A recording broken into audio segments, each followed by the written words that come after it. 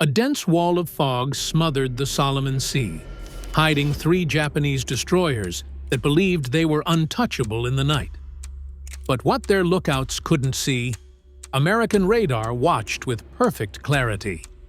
This was the night Japan learned the fog could no longer protect them. Subscribe to No Man's Land for more untold stories of war. The night of November 14, 1943, wrapped the Solomon Sea in a suffocating blanket of fog so thick it seemed alive, rolling, folding, swallowing every shape until even the nearest ship dissolved into a gray blur. To Captain Tishi Yamamoto aboard the destroyer Akatsuki, this was not an obstacle. It was a gift. For decades, Japanese naval doctrine had treated darkness, storms, and low visibility as force multipliers, conditions in which their elite night-trained crews thrived and American forces stumbled. Fog was simply another extension of the night, and the night had always belonged to Japan.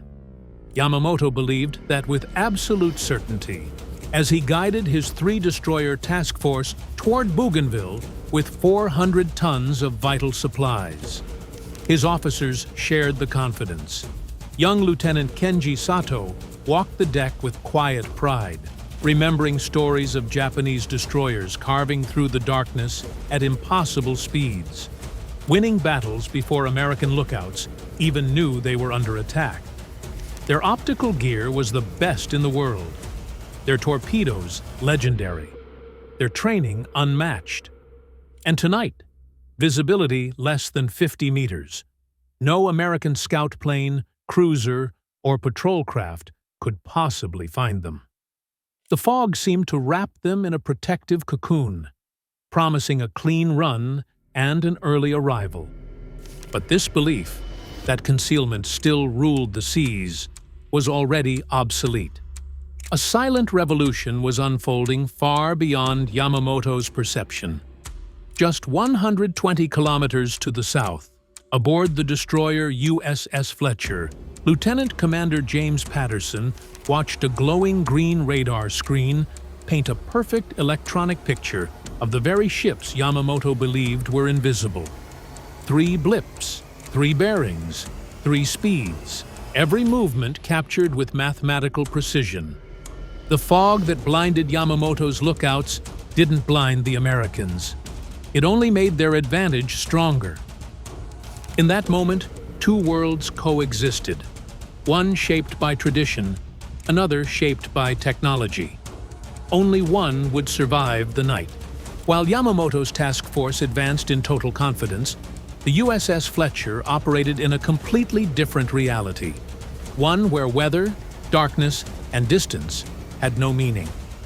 Inside the cramped, dimly lit radar room, Seaman Robert Chen adjusted the controls of the SG surface search radar, his fingers moving with practiced precision. Each sweep of the antenna sent pulses slicing effortlessly through the fog, bouncing off steel hulls miles away, returning as glowing blips that revealed everything the Japanese believed was hidden. Lieutenant Commander James Patterson leaned closer to the screen, studying the steady rhythm of the 3 contacts moving in formation. Their speed, 22 knots. Their spacing, perfectly even. Their bearing, unchanged. To Patterson, it was as if he were watching enemy ships through clear water.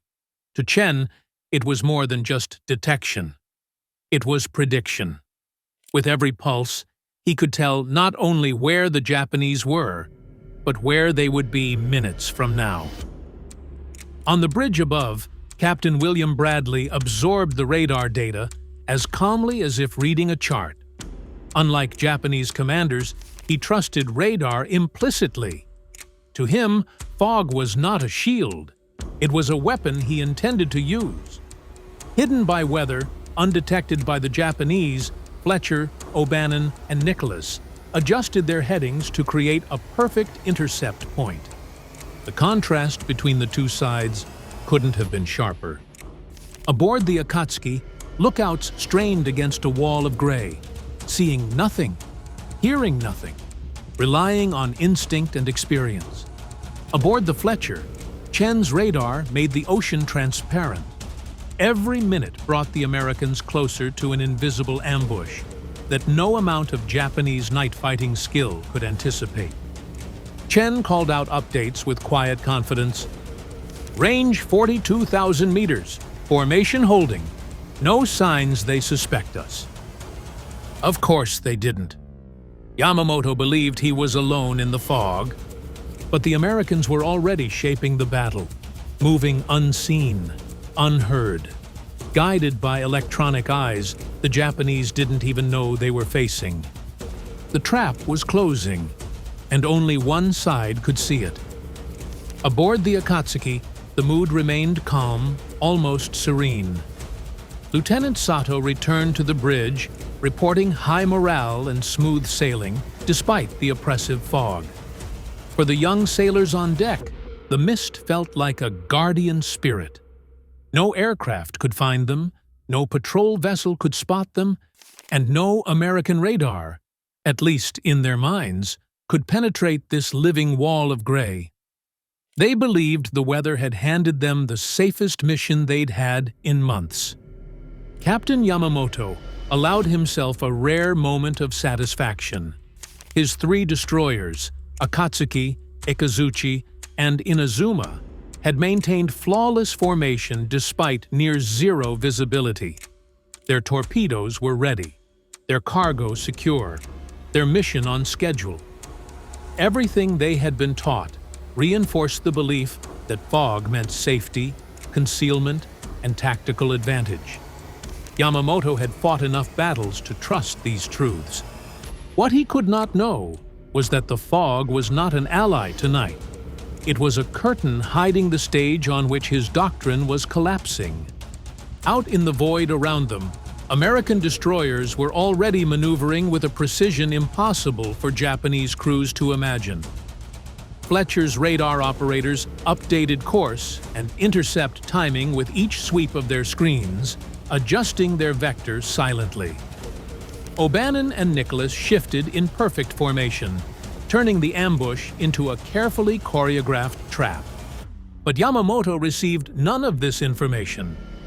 His ship's own primitive Type 22 radar had been switched off to avoid detection, a common Japanese practice based on the incorrect fear that American ships could home in on radar emissions.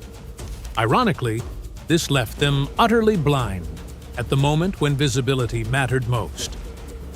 Lookouts scanned the fog until their eyes watered. They saw nothing. They heard nothing. They sensed nothing. And that was exactly the problem. Every minute brought Yamamoto's task force deeper into a kill zone he didn't know existed.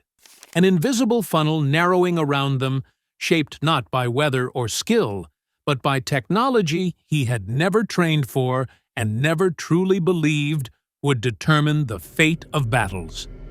The Japanese destroyers sailed with full confidence, straight toward the waiting guns of the Fletcher. While Yamamoto's task force drifted forward in absolute ignorance, the atmosphere aboard USS Fletcher was electric, with controlled intensity. In a cramped, dimly lit radar room, Seaman Robert Chen adjusted the SG radar set with a surgeon's precision. Each sweep produced an image the Japanese could never have imagined. 3 destroyers moving in perfect spacing, heading straight into the jaws of an ambush. Lieutenant Commander Patterson stood over him, reading the glowing blips like an open book. There was no guesswork, no uncertainty. Every detail, from course to speed to formation, was laid bare by electronic eyes. Captain William Bradley entered the room quietly, absorbing the data without a hint of outward excitement. He had commanded destroyers long before radar existed, back when engagements were decided by who saw whom first. Now, staring at 3 targets that had no idea they were being watched, he understood they held a power so transformative it barely seemed real. "Do we have an intercept solution?" he asked. Patterson nodded. The plotting board displayed a precise path, one that would place the Fletcher, Nicholas, and O'Bannon directly across the Japanese course in 38 minutes. Bradley issued the order for silent general quarters. No alarms, no klaxons. Every man moved to battle stations like a ghost slipping into position. Not a sound disturbed the ship beyond the low hum of the radar set, tuning itself for one final confirmation. The American destroyers tightened formation, slipping through the fog with confidence bordering on arrogance. They did not need spotlights, binoculars, or visual contact. Their captains maneuvered by numbers alone, bearing, range, closure speed. The fog was irrelevant. Darkness was irrelevant. The Americans saw everything. On the Akatsuki, Yamamoto remained serenely unaware. He believed himself hidden. But to Chen, watching the radar screen with calm precision, the Japanese destroyers might as well have been glowing lanterns drifting through open water. As the distance closed to 27,000 meters, Patterson delivered the words that sealed the Japanese fate. Targets steady. Formation unchanged. They still have no idea we're here. Bradley stepped onto the bridge, looking into the same fog Yamamoto thought was saving him. But Bradley saw something different, a battlefield where only one side could see the enemy. And he was seconds away from unleashing the first salvo of a new kind of naval war. The final minutes before contact unfolded with a quiet tension that every man aboard Fletcher could feel. Captain Bradley stood on the bridge, hands clasped behind his back, watching the fog roar past in thick gray sheets. Somewhere inside that swirling wall were 3 Japanese destroyers, convinced they were invisible. But to Bradley, they were already silhouettes on a mental map built entirely from radar pulses, precise, undeniable, and deadly. Down in the Combat Information Center, Patterson relayed updated coordinates. Chen worked the SG radar like an extension of his own senses, tightening the beam, refining range data. With every sweep, the picture sharpened. 3 targets, 22 knots, maintaining a rigid triangular formation. They were sailing into the exact point where Fletcher, Nicholas, and O'Bannon would intersect their path. A perfect crossfire. A perfect ambush. Up in Fletcher's gunnery director, Fire Controlman First Class Howard Lewis adjusted the Mark 37 system, entering radar-derived distances into the targeting computer. Before radar, this would have required visual rangefinders, splashes, corrections. Now, the firing solution was mathematical certainty. The fog, which rendered lookouts blind, was irrelevant. Radar did not blink. Radar did not hesitate. "Stand by for main battery," Bradley said quietly. No one shouted. No one rushed. Orders moved by sound-powered phone, whisper quiet. Sailors loaded 5-inch shells with smooth, practiced motions. Powder bags slid into breeches. Breech blocks slammed shut. The guns elevated, not toward a visible enemy, but toward numbers calculated from a radar echo. On Akatsuki, Yamamoto remained relaxed, unaware that every second brought his ship closer to destruction. His lookouts reported nothing but fog. His officers maintained course, confident the weather shielded them. They were not ready, not mentally, not doctrinally, for an enemy that could see through darkness. Then, at precisely 2:37 hours, Bradley gave a single calm command. "Open fire!" Fletcher's forward guns erupted, blasts muffled instantly by the fog. The shells vanished into the gray, invisible arcs, carrying 28 seconds of doom. Nicholas and O'Bannon joined a heartbeat later, their salvos merging into a coordinated storm, guided entirely by radar. Aboard Akatsuki, the first shells struck before anyone even heard American guns. Explosions tore across the starboard side, ripping open compartments and throwing sailors to the deck. Shock rolled through the ship. Shock that had nothing to do with the damage and everything to do with the impossibility of what was happening. They had seen nothing, heard nothing, and yet the Americans had found them with perfect precision. On the radar screen aboard Fletcher, Chen watched the Japanese icons begin to scatter in panic. But radar did not lose them. One side fought in blindness. The other fought with sight sharper than daylight. The Battle of the Fog had truly begun, and the Japanese had entered it already defeated. The first American salvo didn't just tear into Akatsuki's hull, it shattered the foundation of everything Captain Yamamoto believed about naval combat. On the bridge, men staggered as the ship lurched from the impacts. Smoke burst through ruptured ventilation grates. Sparks showered the deck. But what chilled Yamamoto more than the explosions was the silence that followed. No flashes on the horizon, no silhouettes, no visible enemy anywhere. It was as if the ocean itself had turned hostile. Lieutenant Sato scrambled to the port side windows, searching for any sign of attackers. The fog still sat thick and motionless, an impenetrable wall. Nothing had changed, except that they were now under precise, devastating fire. Another salvo struck, closer this time. One round smashed directly into the forward gun mount, engulfing the position in flame and taking it out of action instantly. "How are they seeing us?" Sato shouted, his voice cracking in disbelief. Yamamoto had no answer. His lookout teams were among the best in the Imperial Navy.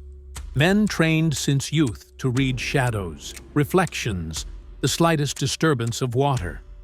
But now those same experts stared into the fog with haunted eyes, unable to detect a single clue. The skill that had defined Japanese night-fighting superiority for decades had become meaningless in an instant.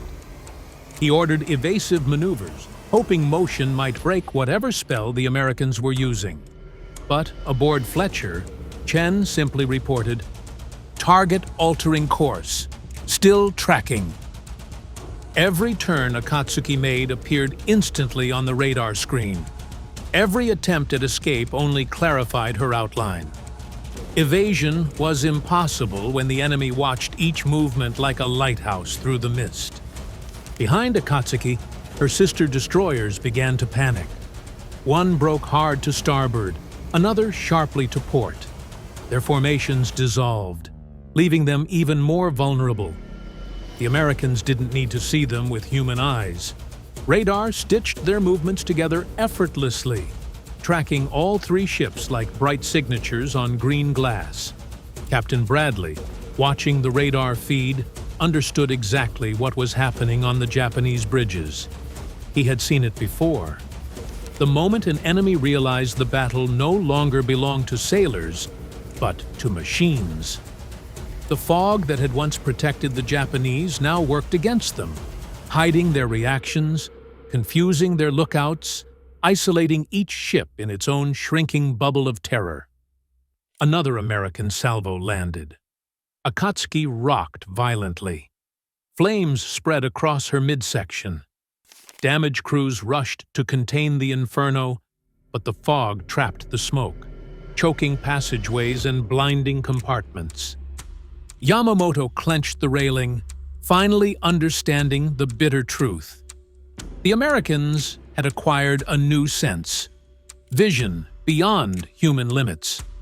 A sense his navy did not possess, could not counter, and barely understood. For the first time in his long career, Yamamoto felt the weight of inevitability. The fog had not betrayed him. He had misjudged the world. And now, his ships were paying the price for a doctrine that no longer applied. Aboard Akatsuki, the bridge had dissolved into organized chaos. Smoke poured through shattered bulkheads. The forward magazine crew struggled to keep flames from spreading.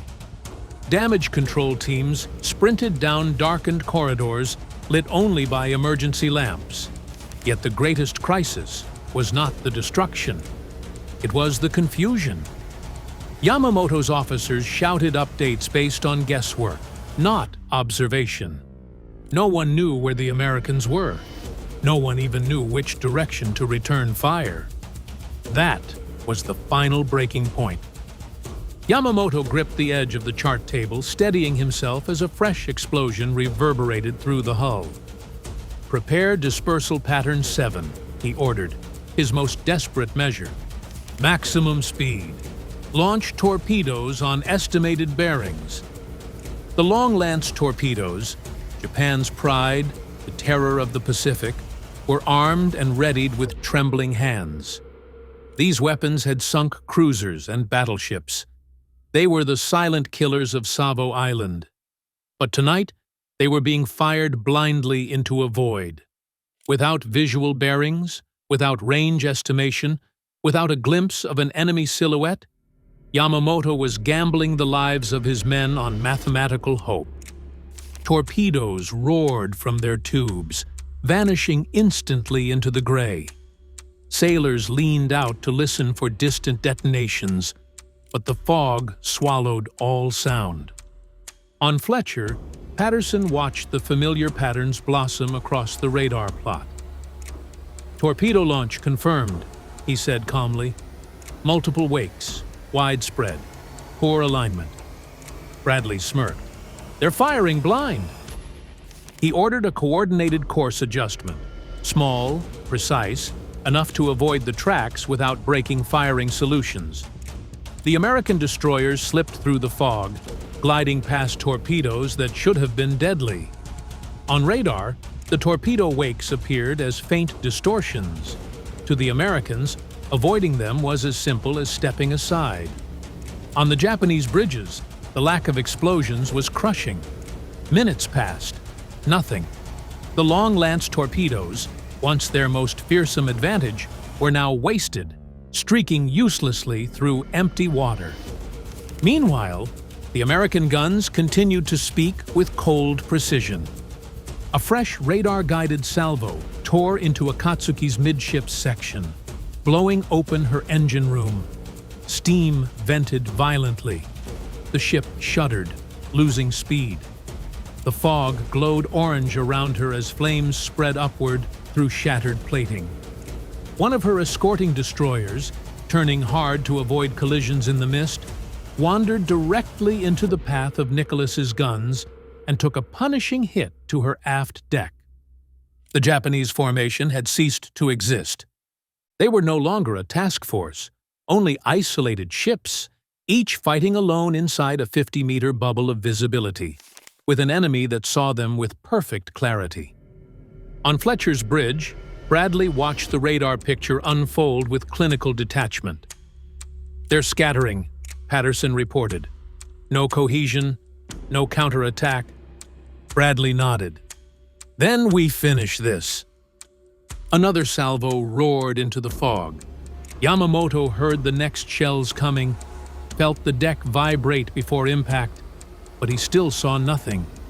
No enemy, no muzzle flashes, not even a direction. He understood at last that the Americans weren't winning the engagement. They were rewriting the rules of naval warfare, and his fleet, forged on decades of tradition, was being crushed by a technology he had never prepared for. Captain Yamamoto steadied himself on the damaged bridge, the ship groaning beneath his feet as Akatsuki bled steam, oil, and fire into the fog. Every instinct in his body screamed for decisive action, for the practiced drills of night fighting that had defined his career. But none of those drills mattered now. His crew couldn't see the enemy, couldn't judge range, couldn't even fire confidently. They were ghosts being hunted by a predator that saw perfectly in darkness. When the next radar-guided American salvo smashed into the aft section, Yamamoto finally gave the order no Japanese destroyer captain ever wanted to utter. All ships withdraw independently. Not regroup, not reform, not counterattack, scatter, run, survive if possible. It was a moment that symbolized more than the breakup of his task force. It symbolized the collapse of Japanese night-fighting doctrine itself.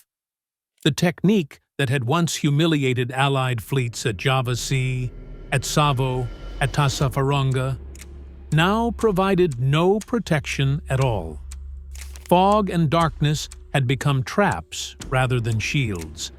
As Akatsuki limped south, her communications failing and her engines throbbing unevenly, Yamamoto looked into the gray void and understood something profound. Japan had entered a technological war with a mindset built for a previous century. Courage, discipline, and experience were useless if the enemy possessed senses your navy did not. The fog had not betrayed him. His doctrine had. Meanwhile, aboard USS Fletcher, radar operator Chen watched the last of the Japanese blips fade from the screen. Targets leaving effective range, he reported, almost disappointed. The engagement had lasted only minutes, and the Americans had emerged without a scratch. Not because of luck, and not because the Japanese fought poorly, but because radar had made the old rules irrelevant. Commander Patterson exhaled slowly. "That," he murmured, "is the future of naval warfare." Captain Bradley assembled his officers for a brief meeting as the crew secured from battle stations. The ship still lay wrapped in fog, but the tension had melted into a quiet pride. They had executed a flawless ambush under conditions that should have prevented combat entirely. Bradley addressed them with understated gravity. "Tonight proves a point historians will write about for decades. The Navy that sees first wins. The Navy that knows first wins. Radar isn't support equipment. It is the battlefield." As for the men on both sides, Yamamoto would survive the battle, but not the illusion he had carried into it. His after-action report described an enemy who struck as if guided by unnatural sight. He would later tell junior officers that courage was meaningless without information. Lieutenant Sato, transferred months later to a cruiser near the Philippines, would call the fog engagement the moment he realized Japan could not win the war. Not for lack of bravery, but because the technological gap was unbridgeable.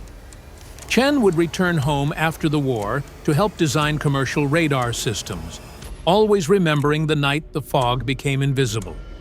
Patterson would command his own ship, pushing radar integration into every tactic he taught. Bradley would retire as a rear admiral, regarded as one of the early architects of radar-directed naval warfare. Their shared legacy? A quiet skirmish in the fog, barely a footnote in the Pacific War, became a turning point in the evolution of naval doctrine. It marked the moment when centuries of seamanship and instinct gave way to electronic awareness. A moment when invisible beams of radio energy replaced searchlights and lookouts. A moment when the fleet that saw without seeing gained absolute dominance over the fleet, relying on human eyes.